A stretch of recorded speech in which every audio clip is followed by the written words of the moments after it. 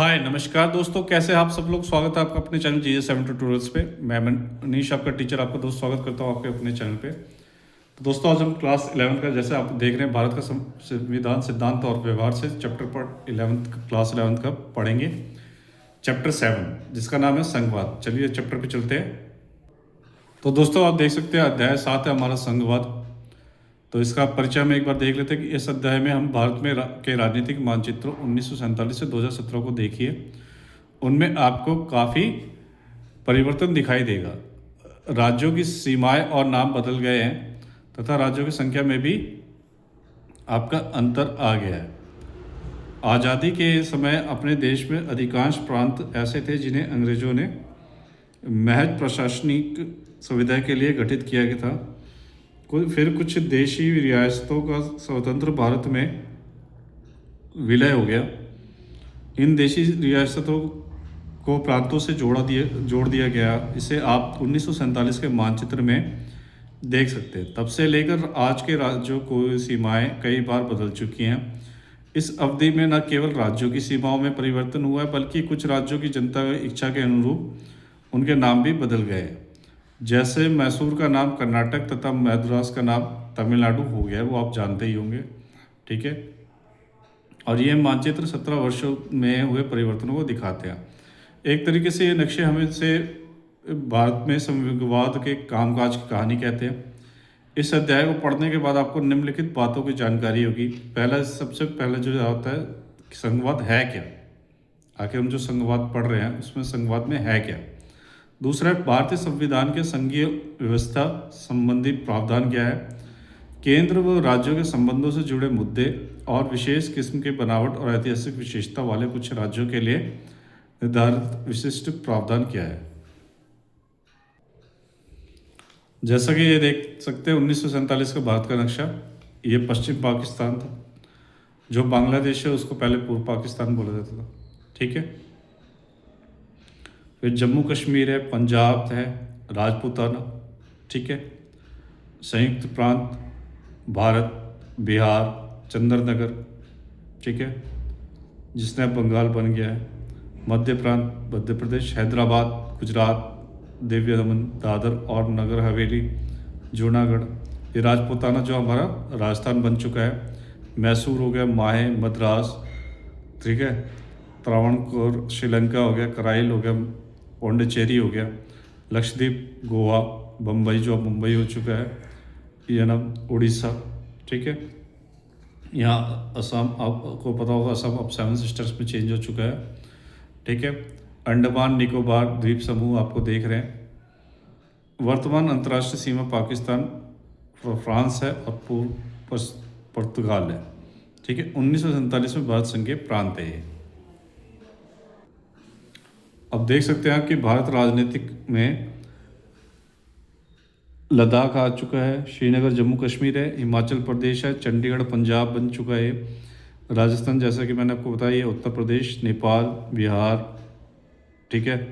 बिहार की राजधानी आपको पटना दिख रही होगी, उत्तर प्रदेश की राजधानी लखनऊ दिख रही होगी आपको, मध्य प्रदेश की राजधानी भोपाल दिख रही होगी, राजस्थान की जयपुर दिख रही होगी आपको, हरियाणा और पंजाब की आपको चंडीगढ़ दिख रही होगी, उत्तराखंड का आपको देहरादून दिख रहा होगा, हिमाचल का आपको शिमला दिख रहा होगा, इस तरफ आपको चीन दिख रहा है, पाकिस्तान दिख रहा है, फिर सिक्किम का गैंगटॉक दिख रहा है, भूटान है साथ में हमारे, फिर असम की राजधानी दिसपुर दिख रही होगी। ठीक है। अगरतला दिख रहा होगा आपको, झारखंड की रांची दिख रही होगी आपको, पश्चिम बंगाल का कोलकाता दिख रहा होगा आपको, उड़ीसा का भुवनेश्वर दिख रहा होगा आपको। ठीक है।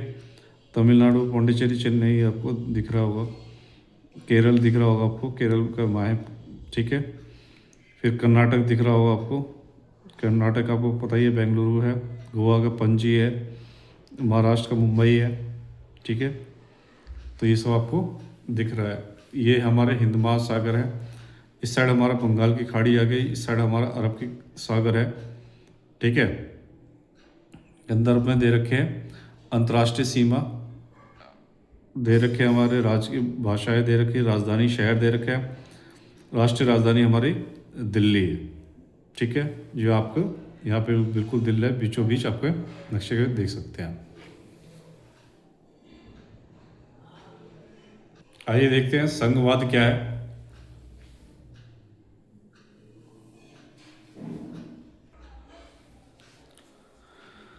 सोवियत संघ विश्व की एक महाशक्ति था, पर 1989 के बाद वह अनेक स्वतंत्र देशों में बट गया। इनमें से कुछ ने मिलकर स्वतंत्र राज्यों का राष्ट्रमंडल बना लिया। सोवियत संघ के विघटन के प्रमुख कारण वहाँ शक्तियों का जमाव और अत्यधिक केंद्रीकरण की प्रवृत्ति थी। इसके अलावा उज्बेकिस्तान जैसे भिन्न भाषा और सांस्कृतिक वाले क्षेत्रों पर रूस के आधिपत्य ने भी विघटन को बढ़ावा दिया। कुछ अन्य राज्यों जैसे चेकोस्लोवाकिया, यूगोस्लाविया और पाकिस्तान को भी अपने देश का विभाजन देखना पड़ा। कनाडा में भी अंग्रेजी भाषा और फ्रेंच भाषी क्षेत्रों के आधार पर विभाजन की संभावना बढ़ गई थी। भारत के लिए क्या यह महान उपलब्धि नहीं है कि 1947 के दुखद विभाजन और स्वतंत्र राष्ट्र के रूप में पिछले 7 दशकों से वह अपना अखंड और स्वतंत्र अस्तित्व बनाए हुए है। आखिर इस उपलब्धि का आधार क्या है? क्या हम कह सकते हैं कि इसको का काफ़ी कुछ श्रेय भारतीय संविधान द्वारा अंगीकृत संघीय व्यवस्था को जाता है। ऊपर जिन देशों का उल्लेख किया गया है वे सभी संघीय राज्य थे, पर वे एकजुट न रह सके। इससे लगता है कि संघीय संविधान अपनाने के साथ साथ संघीय व्यवस्था की प्रकृति और व्यवहार भी बहुत महत्वपूर्ण है। देख सकते हैं जैसे वेस्ट इंडीज़ में क्या संघवाद। आपने वेस्ट इंडीज़ के क्रिकेट के टीम के बारे में सुना होगा, लेकिन क्या वेस्ट इंडीज़ नाम का कोई देश भी है? भारत की ही तरह वेस्ट इंडीज़ भी अंग्रेजों का उपनिवेश था। 1958 में वेस्ट इंडीज़ संघ फेडरेशन ऑफ वेस्ट इंडीज़ का जन्म हुआ। इसके केंद्रीय सरकार कमज़ोर थी और प्रत्येक संघीय इकाई को की अपनी स्वतंत्र अर्थव्यवस्था थी। इस वजह से और अन्य संघीय इकाइयों में राजनीतिक प्रतिस्पर्धा के कारण 1962 में इस संघ को भंग कर दिया गया। बाद में 1973 की चिगुआरामस संधि के द्वारा इन स्वतंत्र प्रायद्वीपों ने एक साझी संसद, सर्वोच्च न्यायालय, मुद्रा और कैरिबियन समुदाय नामक साझा बाजार जैसी संयुक्त संस्थाओं का निर्माण किया। कैरिबियन समुदाय की एक साझी कार्यपालिका भी है और सदस्य देशों की सरकारों के प्रधान उस कार्यपालिका के सदस्य हैं। इस प्रकार वहाँ की इकाइयाँ ना तो एक देश के रूप में रह सकी और ना ही वे अलग अलग रह सकी। भारतीय भूभाग एक महाद्वीप की तरह विशाल और अनेक विविधताओं से भरा है। यहाँ 20 प्रमुख और सैकड़ों अन्य छोटी भाषाएं हैं। यहाँ अनेक धर्मों के मानने वाले लोग निवास करते हैं। देश के विभिन्न भागों में करोड़ों आदिवासी निवास करते हैं। इन विविधताओं के बावजूद हम एक साझी जमीन पर रहते हैं और हमारा एक साझा इतिहास है, खासकर उन दिनों का जब हम आज़ादी की लड़ाई लड़ रहे थे। हमारे बीच दूसरी कई समानताएं हैं। इसी कारण हमारे राष्ट्रीय नेताओं ने भारत को विविधता में एकता के रूप में परिभाषित किया है। कभी कभार इसे विविधताओं के साथ एकता की संज्ञा भी दी जाती है। संघवाद की कोई ऐसी निश्चित और कठोर सिद्धांत नहीं होते जो प्रत्येक ऐतिहासिक परिस्थितियों में समान रूप से लागू हो। शासन के सिद्धांत के रूप में संघवाद विभिन्न परिस्थितियों को भिन्न भिन्न स्वरूप का ग्रहण करता है। संघीय राज्य की शुरुआत अमेरिका से हुई, लेकिन वह जर्मनी और भारतीय संघवाद से भिन्न है। फिर भी संघवाद के कुछ मूल्य, अवधारणाएं और विचार अवश्य हैं। निश्चित रूप से संघवाद एक संस्थागत प्रणाली है जो दो प्रकार की राजनीतिक व्यवस्थाओं को सहमति करती है। इसमें से एक प्रांतीय स्तर की होती है और दूसरी केंद्रीय स्तर की। प्रत्येक सरकार अपने क्षेत्र में स्वायत्त होती है। कुछ संघीय देशों में दोहरी नागरिकता की व्यवस्था होती है, पर भारत में इकहरी नागरिकता है। इस प्रकार लोगों की दोहरी पहचान और निष्ठाएं होती है। वे अपने क्षेत्र के भी होते हैं और राष्ट्र के भी। जैसे हममें से कोई गुजराती या झारखंडी होने के साथ साथ भारतीय भी होता है। आपको पता है कि अगर आप बिहार से, बंगाल से, कहीं से भी है, पर साथ ही साथ आप क्या है, भारत से भी हैं, भारत के ही हैं। जैसे हम प्रत्येक स्तर की राजनीतिक व्यवस्था की कुछ विशिष्ट शक्तियाँ और उत्तरदायित्व होते हैं, वहाँ एक अलग सरकार भी होती है। दोहरे शासन की विस्तृत रूपरेखा अमूमन एक लिखित संविधान में मौजूद होती है। यह संविधान सर्वोच्च होता है और दोनों सरकारों की शक्तियों को स्रोत भी राष्ट्र महत्व के विषयों में जैसे प्रतिरक्षा और मुद्रा का उत्तरदायित्व संघीय या केंद्रीय सरकार का होता है। क्षेत्रीय या स्थानीय महत्व के विषयों पर प्रांतीय राज्य सरकारें जवाबदेही होती हैं। तो यहाँ पे ये क्या कह रही हैं कि मैं समझ गई कि यह हमारे स्कूल की तरह है कि मेरी पहचान 9 या 12 ऐसी ही किसी कक्षा की है और हमारे बीच अलग अलग फैसलों को लेकर होड़ चलती रहती है, लेकिन हम सब एक ही स्कूल के छात्र हैं और हमें इसका गर्व है। इसका मतलब ये है कि हम सब क्या है, अलग अलग जगहों से हम लोग बिलोंग करते हैं, पर हम लोग क्या है, एक ही राष्ट्र के हैं। ठीक है, यहाँ आप देख सकते हैं केंद्र और राज्यों के मध्य किसी टकराव को रोकने के लिए एक स्वतंत्र न्यायपालिका की व्यवस्था होती है जो संघर्ष का समाधान करती है।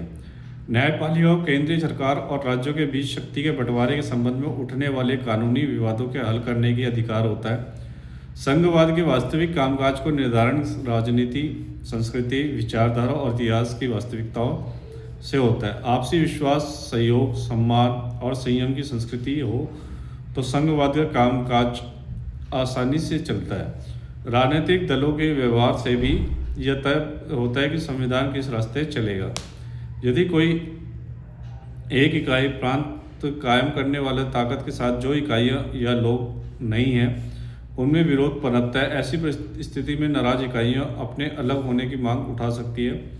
नौबत गृह युद्ध तक की आ सकती है। बहुत से देशों में इस अनुभव से गुजरना पड़ा। तो यहाँ देख सकते हैं कि क्या कह रहे हैं महाशय कि हाँ, मुझे याद है कि हमने पिछले अध्याय में पढ़ा था कि संविधान ही फैसला करता है कि इसका कितना शक्तिशाली शक्ति मिलनी चाहिए। ठीक है, आप यहाँ भी देख सकते हैं कि यूपी गैट्स ₹9,000 करोड़ यादव से सेटिस्फाइड। तो अलग अलग जब अगर क्या होता है कि जब आपने कोई बिल पारित किया या कुछ भी है तो संघवाद में अगर आपकी मनमानी से नहीं हो रहा तो इसमें क्या होता है, फूट भी डल सकती।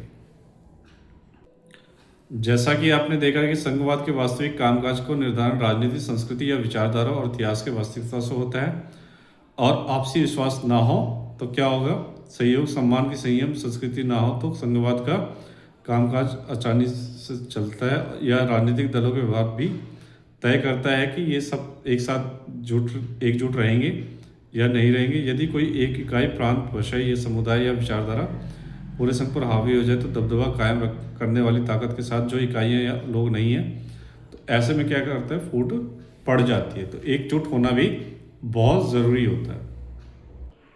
अब यह जैसे आप देख सकते हैं नाइजीरिया में संघवाद, यदि किसी देश के विभिन्न क्षेत्र और समुदाय एक दूसरे पर विश्वास नहीं करते, कि यहाँ पे क्या जैसे हमने देखा कि एक दूसरे पर विश्वास ना करना, तो वहाँ संघीय व्यवस्था भी एकता लाने में सफल होगी। संघवाद का मतलब क्या है कि सबको एक मत होके चलना पड़ेगा, जैसे कि हमने पिछले पेज पर पढ़ा। ठीक है, इसे नाइजीरिया के उदाहरण से समझा जा सकता है कि 1914 तक उत्तरी नाइजीरिया और दक्षिणी नाइजीरिया ब्रिटेन के 2 उपनिवेश थे। 1950 में इबादन संवैधानिक सम्मेलन में नाइजीरिया के नेताओं ने एक संघीय संविधान बनाने का निर्णय लिया। नाइजीरिया की 3 बड़ी जातीयताएं एरूबा, इबो और हाउसा फुलानी है। इनके नियंत्रण में क्रमशः देश के 3 क्षेत्र पश्चिम, पूर्व और उत्तर थे। इन क्षेत्रों पर इनका अपना अपना नियंत्रण था। इनके द्वारा अन्य क्षेत्रों में अपना प्रभाव बढ़ाने के प्रयास से भय और संघर्ष का माहौल बना। इससे वहाँ एक सैनिक शासन की स्थापना हुई। 1960 के संविधान में केंद्र और प्रांतीय सरकारें संयुक्त रूप से नाइजीरिया को पुलिस का नियंत्रण करती थी। 1989 के सैनिक संविधान के अंतर्गत किसी भी राज्य को सिविल पुलिस रखने का अधिकार नहीं था। हालांकि 1999 में नाइजीरिया में लोकतंत्र की दोबारा बहाली हुई, लेकिन धार्मिक विभेद बने रहे। नाइजीरिया संघ के सामने यह समस्या भी बनी रही कि तेल संसाधन से प्राप्त राजस्व पर इसका नियंत्रण होगा। इस प्रकार नाइजीरिया की विभिन्न संघीय इकाइयों के बीच धार्मिक, जातीय और आर्थिक मतभेद बरकरार है। तो कहाँ पहुँचे, क्या समझे में हम ये समझ गए कि एक संघीय व्यवस्था में केंद्र सरकार का शक्तियाँ कौन तय करता है और संघात्मक व्यवस्था में केंद्र सरकार और राज्य सरकार में टकराव का समाधान कैसे होता है। कि केंद्र सरकार में कोई भी बात पे केंद्र सरकार और राज्य सरकार में टकराव होते हैं तो उसका समाधान कैसे होगा, और एक संघीय व्यवस्था में केंद्र सरकार क्या करेगी, शक्तियाँ कौन तय करता है। जैसा कि आप यहाँ देख सकते हैं, भारतीय संविधान में संघवाद। आज़ादी से पहले ही राष्ट्रीय आंदोलन के अनेक नेता इस विषय पर सहमत थे कि भारत जैसे विशाल देश पर शासन करने के लिए शक्तियों को प्रांतीय और केंद्रीय सरकार के बीच बांटना जरूरी है। कि वो चाहते थे कि अगर हम इसमें शासन कर सकते हैं तो क्या करना, प्रांत मतलब स्टेट को अलग करना पड़ेगा और केंद्र को अलग करना पड़ेगा। उन्हें यह भी मान था कि भारतीय समाज में क्षेत्रीय और भाषाई विविधताएं हैं। जैसे कि हम जानते हैं कि हर 20 किलोमीटर पे हमारी भाषाएं भी बदलती हैं, ठीक है, और समाज भी बदलता है। इन विविधताओं को मान्यता देने की आवश्यकता थी। विभिन्न क्षेत्रों और भाषा भाषित लोगों को सत्ता में सहभागिता करनी थी तथा इन क्षेत्रों के लोगों को स्वशासन का अवसर मिलना चाहिए था। अगर हमारी मंशा लोकतांत्रिक शासन स्थापित करने की थी तो इन बातों को लागू करना अपरिहार्य था।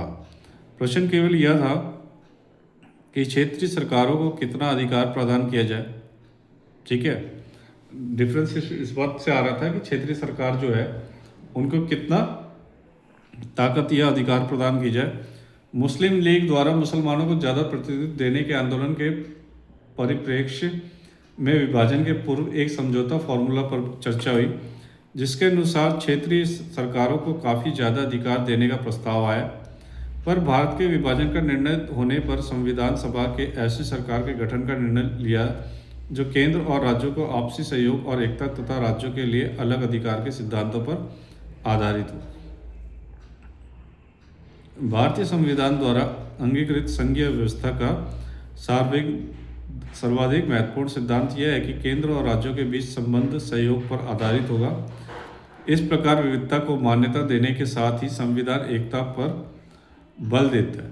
ठीक है, मिसाल के तौर पर क्या आप इस बात में वाकिफ़ हैं कि भारत के संविधान ने अंग्रेजी संस्करण में फेडरेशन शब्द का नहीं बल्कि यूनियन शब्द का प्रयोग किया गया है। हालांकि हिंदी भाषा में फेडरेशन और यूनियन दोनों के लिए एक ही संघ शब्द का प्रयोग होता है, लेकिन संविधान भारत का वर्णन इन शब्दों में करता है। जैसे कि आप देख सकते हैं कि अनुच्छेद एक भारत अर्थात इंडिया राज्यों का संघ यूनियन होगा। दूसरा, राज्य और उनके राज्य क्षेत्र में वे होंगे जो पहली अनुसूची में विनिर्दिष्ट हैं। अब इसमें ये क्या है कि आखिरकार साथ रहने का उद्देश्य यही तो होना चाहिए कि हम सब खुश रहें और एक दूसरे को खुश रखें। मतलब जो है हमें सबको मिलजुल कर रहेंगे और मिलजुल कर काम करेंगे तो सबके लिए अच्छा होगा। फिर है शक्ति विभाजन। भारत के संविधान में दो तरह की सरकारों की बात मानी गई है। एक संपूर्ण राष्ट्र के लिए जिसे केंद्र बोलते हैं, जिसे संघीय सरकार या केंद्रीय सरकार कहते हैं, और दूसरी प्रत्येक प्रांतीय इकाई या जिसे राज्य सरकार बोलते हैं के लिए जिसे राज्य सरकार कहते हैं। ये दोनों ही संवैधानिक सरकारें हैं। मतलब दोनों ही जो बिल या जो भी रूल फॉलो करेंगे उसको पूरे स्टेट को, राज्य सरकारों में स्टेटों को मानना पड़ेगा और केंद्र पूरा देश को। ठीक है, उनके स्पष्ट कार्य क्षेत्र हैं, दोनों के कार्य क्षेत्र स्पष्ट हैं। यदि कभी यह विवाद हो जाए कि कौन सी शक्तियां केंद्र के पास है और कौन सी राज्यों के पास, ऐसा कभी फ्यूचर में हो जाए तो इसका निर्णय सीधा न्यायपालिका संवैधानिक प्रावधानों के अनुसार करेगी। संविधान इस बात की स्पष्ट व्यवस्था करता है कि कौन कौन सी शक्तियां केवल केंद्र सरकार को प्राप्त होंगी और कौन कौन सी केवल राज्यों को। अगले पृष्ठ पर दिए गए चार्ट को ध्यान से देखें और इसमें दिखाया गया है कि केंद्र और राज्यों के बीच में शक्तियों को कैसे बांटा गया, वो अभी हम चार्ट देखेंगे। तो शक्ति विभाजन का एक महत्वपूर्ण पहलू यह है कि संविधान ने आर्थिक और वित्तीय शक्तियों को केंद्र सरकार के हाथ में सौंपी हैं। राज्यों के उत्तरदायित्व बहुत अधिक हैं और आय के साधन कम। ठीक है, आपको ये पता होगा कि राज्य सरकार में जो राज्य की बिक्री होती है उसके हिसाब से काम चलता है और बाकी उसको केंद्र सरकार अपना बिल के हिसाब से पैसा देती है। ठीक है, केंद्र की शक्तियाँ अलग होती हैं। तो अब यहाँ पे मैडम जी क्या बोलते हैं कि मुझे लगता है कि प्रदेशों के पास बहुत कम धन रहता होगा, वे अपना काम कैसे चलाते होंगे और ये यह तो बिल्कुल उन परिवार जो ऐसा मामला है जहाँ रुपए पैसे तो पति के हाथ में है रहते हैं और घर पत्नी को चलाना पड़ता है। मतलब कहने का मतलब ये है कि सारा जो पैसा वैसा है, जितना भी हम टैक्स वगैरह भरते हैं वो जाता है केंद्र के पास, और सारा राज्य के जो खर्चे होते हैं वो राज्य सरकार को चलाने पड़ते हैं। जैसे केंद्र भी सहायता करता है, और ऐसा नहीं है कि सारे टैक्स केंद्र के पास ही जाते हैं। राज्य भी अपना एक्साइज ड्यूटी के हिसाब से वो भी अपना अर्निंग करता है। तो कहाँ पहुँचे, क्या समझे? तो केंद्र से हमें जो पैसा मिला उसी से हमारे जितने भी टैक्स वगैरह जाते हैं उसी से हम लोगों की सैलरी, जितने भी सरकारी विभाग में होते हैं सभी सरकारी विभाग की नौकरी केंद्र के उससे जाती है। और जो राज्य वाले होते हैं, जैसे राज्य के स्पेशल दिल्ली की पुलिस अलग हो गई, मुंबई की पुलिस अलग हो गई, कोलकाता की पुलिस अलग हो गई, बिहार पुलिस अलग हो गई, पंजाब पुलिस हो गई, वो राज्य सरकार के पैसों से उनकी सैलरी आती है। तो कहाँ पहुँचे, क्या समझे? तो क्या आप समझते होंगे कि अवशिष्ट शक्तियाँ का अलग से उल्लेख करना जरूरी है, क्यों? और बहुत से राज्य शक्तियाँ विभाजन से असंतुष्ट क्यों रहते हैं? चलिए अब हम चार्ट देख लेते हैं कि कौन के पास कितनी पावर है। भारत का संविधान जैसे आप देख सकते हैं, सबसे पहले आता है संघ सूची। इसमें शामिल है प्रतिरक्षा, परमाणुक ऊर्जा, विदेश मामले, युद्ध और शांति। ठीक है, युद्ध और शांति, बैंकिंग हो गया आपके, रेलवे हो गया आपका, डाक और तार, वायुसेना, बंदरगाह, विदेश व्यापार, मुद्रा। तो संघ मतलब केंद्र के हाथ में क्या क्या है? प्रतिरक्षा प्रणाली है, ठीक है, परमाणु ऊर्जा, परमाणु का जितना भी है, बम, न्यूक्लियर जितना भी प्रोजेक्ट है उस किसके हाथ में है? केंद्र सरकार के हाथ में है। विदेश के जितने मामले वो भी केंद्र के हाथ में है। युद्ध और शांति का मामला भी केंद्र, बैंकिंग के मामले भी सीधा केंद्र में आता है, रेलवे के मामले भी, ये सब रेलवे जो है स्टेट को नहीं सीधा केंद्र को करता है। डाक के और तार के भी, वायुसेना हो गया, बंदरगाह हो गया, विदेश व्यापार हो गया, मुद्रा हो गया। इन विषयों पर सिर्फ केंद्र विधायिका ही कानून बना सकती है। अब राज्य की सूची में क्या आते हैं? इसमें शामिल विषय है कृषि हो गया, पुलिस हो गया, क्योंकि हर स्टेट का अलग अलग कृषि होती है। जैसे मैंने पुलिस बताया आपको, जेल खाना हो गया, स्थानीय शासन हो गया, सार्वजनिक स्वास्थ्य हो गया, भूमि हो गई, शराब हो गई, वाणिज्यिक व्यापार हो गया, पशुपालन हो गया, प्रादेशिक लोक सेवा हो गई। ये सब क्या आते हैं? राज्य सरकार के अंडर में आते हैं। आमतौर पर इन विषयों पर सिर्फ प्रांतीय विधायिका को कानून बना सकती है। फिर आता है समवर्ती सूची। इसमें शामिल होते विषय है शिक्षा हो गया, केंद्र कृषि भूमि के अतिरिक्त किसी अन्य संपदा को हस्तांतरण, वन हो गया, मजदूर संघ हो गया, सामानों में मिलावट हो गया, गोद लेना और उत्तराधिकार। केंद्र और प्रांत दोनों के विधायिका इन मामलों पर कानून बना सकती है। ये जो तीसरा जो देख रहे हैं, इसमें केंद्र और राज्य सरकार दोनों ही कानून बना सकती हैं। अवशिष्ट शक्तियाँ क्या होती हैं? इनमें से वे सभी मामले शामिल है जिनका उल्लेख किसी भी सूची में नहीं हुआ, जैसे साइबर कानून। इन विषय पर केवल केंद्र विधायिका ही कानून बना सकती है। तो दोस्तों यहाँ तक आपको चार्ट से समझ में आ गया होगा। तो आज की क्लास हम यहीं तक रुकेंगे और वीडियो जो अलग अलग पार्ट्स में आएगी ताकि आपको बोरियत महसूस ना हो। तो वीडियो पे एंड तक रहने के लिए, बने रहने के लिए धन्यवाद। आपको वीडियो कैसी लगी आप लोग कमेंट के माध्यम से ज़रूर बताइएगा। और आप जो लोग पहली बार चैनल पे आए हैं वो लोग सब्सक्राइब और लाइक कमेंट जरूर करिएगा, और शेयर जरूर करना कि आपके साथ साथ आपके दोस्तों तक भी पहुंच सके। ठीक है, सोशल मीडिया प्लेटफॉर्म से आप फेसबुक हो गया, इंस्टाग्राम पे जुड़ सकते हैं, व्हाट्सएप चैनल ज्वाइन कर सकते हैं, टेलीग्राम चैनल ज्वाइन करने से मेरे PDF जो भी क्वेश्चन आंसर है, नोट्स है, वो आप तक पहुंच सकते हैं। तो वीडियो कैसे लगी, जो भी आपको डाउट है आप लोग कमेंट के माध्यम से पूछेगा। अब मिलते हैं नेक्स्ट पार्ट में बहुत जल्द, तब तक के लिए थैंक यू।